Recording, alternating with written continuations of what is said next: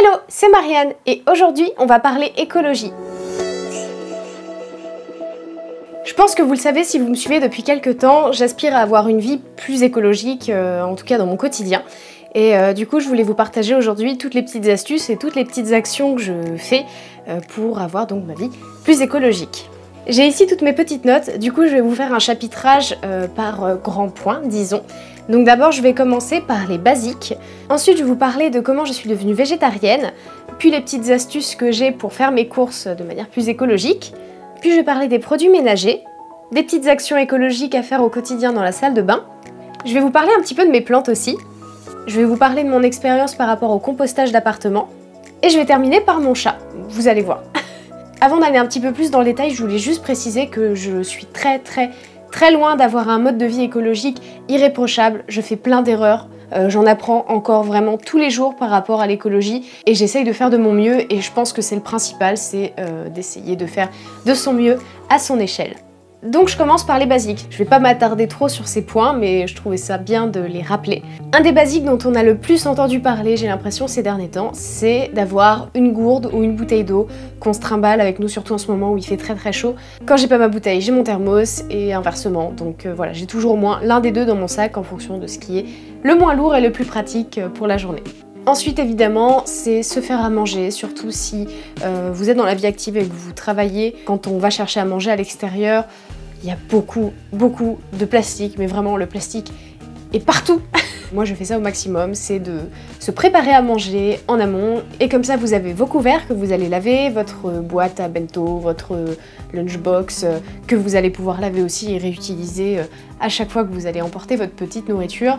Et surtout ça va vous permettre de faire des grosses économies. Après je sais pas où vous habitez mais personnellement moi je travaille sur Paris et du coup c'est très cher. Tu sors dehors, un repas c'est très facilement 13-14 €. Donc évidemment, se faire à manger, non seulement c'est écologique et en plus vous allez avoir plus d'argent à la fin du mois.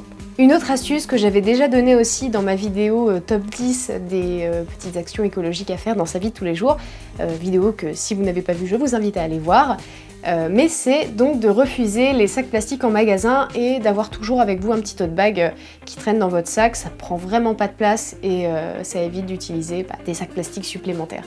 Bien que aujourd'hui c'est vrai que les magasins font de plus en plus de sacs en papier et ça c'est cool.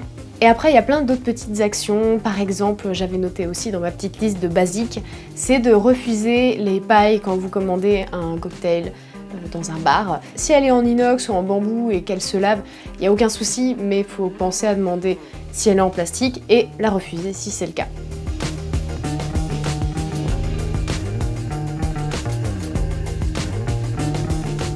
Ensuite, on passe au régime alimentaire et comment je suis devenue végétarienne.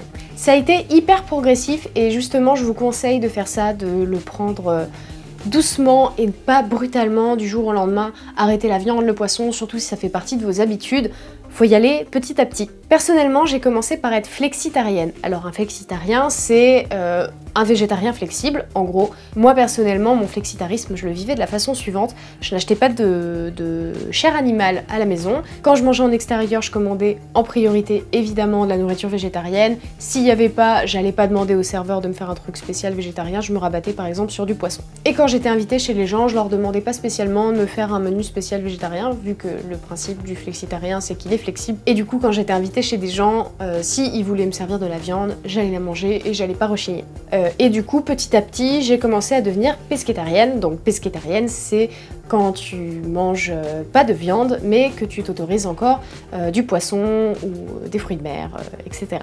Et puis ensuite j'ai diminué ma consommation de poisson jusqu'à ne plus en consommer et du coup je suis devenue végétarienne, donc voilà, plus de poisson, plus de viande, mais je ne suis pas végane, je consomme toujours des œufs, des produits laitiers, etc. Et ce qui m'a beaucoup aidé du coup dans cette démarche de réduction de consommation de chair animale, c'était de lire beaucoup d'articles et de regarder des documentaires dont je vous partagerai d'ailleurs quelques liens dans la description si ça vous intéresse et que vous voulez en savoir un peu plus. Par exemple sur la quantité d'eau qu'il est nécessaire pour produire un steak, le fait de manger certains poissons, qu'est-ce que ça a comme impact sur les fonds marins, sur l'écosystème marin, Voilà, toutes ces choses-là, du coup je vous mettrai des petits liens dans la description si vous voulez en savoir un peu plus. De temps en temps, quand je parle du fait que je sois végétarienne auprès d'amis ou de personnes que je rencontre, ce qui revient, c'est qu'il n'y a pas beaucoup de possibilités en termes de cuisine et que on tourne facilement en rond, que il n'y a pas beaucoup de goût, etc. Et pas du tout. J'ai l'impression de m'amuser beaucoup plus depuis que je cuisine sans viande, sans poisson, parce que justement ça m'incite à être plus créative au niveau des plats que je prépare. Ça me force à aller chercher des choses que je n'aurais peut-être pas forcément cherché si j'en mangeais toujours. Pour de vrai, je cuisine beaucoup parce que j'aime beaucoup ça et j'ai vraiment pas l'impression de tourner en rond au niveau de mes plats, quoi. C'est hyper varié, je fais en sorte de jamais manger la même chose d'une journée sur l'autre.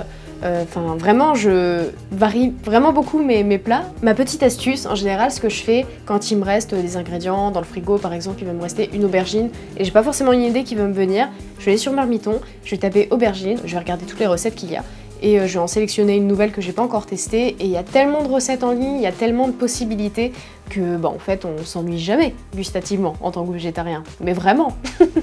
Du coup, maintenant, je vais vous parler un petit peu de ce que je fais au niveau des courses. Le premier truc que je fais, c'est limiter les achats dans les supermarchés. C'est vrai qu'en général, ces grosses entreprises ont tendance à faire beaucoup voyager leurs produits, on sait pas trop d'où ils viennent, donc ils font beaucoup de trajets, donc c'est polluant, donc c'est pas terrible. Bien sûr, il y a toujours quelques produits que j'achète là-bas de temps en temps, mais je limite en tout cas au maximum. Comme je vous ai expliqué, je n'achète donc ni poisson, ni viande, ni crustacés. Tous les fruits et légumes que j'achète sont bio, de saison et viennent presque tous de France. De temps en temps, ça va m'arriver de prendre quelques bananes qui viennent de Guadeloupe et un poivron qui va venir d'Espagne. Mais encore une fois, c'est des choses que je vais essayer de limiter au maximum. Le fait que ce soit bio, c'est important parce que quand un produit n'est pas bio, ça veut dire que les sols sont traités. Normalement, un sol, ça a besoin de reposer un petit peu avant d'avoir une nouvelle plantation et en général, on booste avec des engrais un peu chimiques pour pouvoir enchaîner, pour pouvoir produire plus de nourriture et du coup c'est pareil un peu un désastre pour l'écosystème et du coup le fait de consommer bio ça évite ce genre de choses. Je vais pas rentrer dans le détail encore une fois, donc pareil je vous mettrai un petit lien qui parle de ça dans la description. Malheureusement j'ai pas encore trouvé des magasins autour de chez moi qui font des produits bio et locaux. C'est vrai que ce serait bien de faire marcher un petit peu plus le système local, mais j'ai pas trouvé pour l'instant de magasin qui fait ça autour de chez moi, donc je suis encore en prospection. Après, ça aussi, encore une astuce qui commence à se faire un petit peu connaître, c'est le fait de prendre en vrac tout ce que vous pouvez prendre en vrac. En fait, vous le prenez en vrac, vous prenez des sacs réutilisables en papier ou en tissu, et du coup c'est super cool. Et aussi, je prends mon fromage dans mon magasin bio toujours, et j'amène systématiquement mes petits Tupperware, parce qu'à chaque fois sinon elle le met dans des boîtes en plastique, donc du coup je ramène mes Tupperware, elle les met dedans, et comme ça limite la consommation de plastique. Alors maintenant je vais passer aux produits maison, donc ça va aller assez vite sur ce point. J'essaye de faire de plus en plus de recettes de produits ménagers maison, donc vous avez vu sur ma chaîne, pour l'instant il y a une recette de lessive maison et une recette d'eau micellaire maison, et donc j'essaye petit à petit des recettes un petit peu différentes. Et autre point, j'ai essayé de faire de la poudre à lave-vaisselle maison. Pour l'instant j'ai pas réussi à trouver une recette qui marchait bien, il y avait toujours un petit peu de dépôt dans les assiettes, donc pour l'instant pas concluant. Si vous avez une recette à me conseiller d'ailleurs, je suis tout à fait preneuse. Et sinon en attendant je vais essayer aussi des noix de lavage, donc je vais tester ça et je vous ferai une petite review en vidéo. Alors, je me suis rendu compte que cette vidéo était vraiment très longue, donc j'ai décidé de la diviser en deux parties, et du coup je vous dis à dans 2 semaines pour la suite.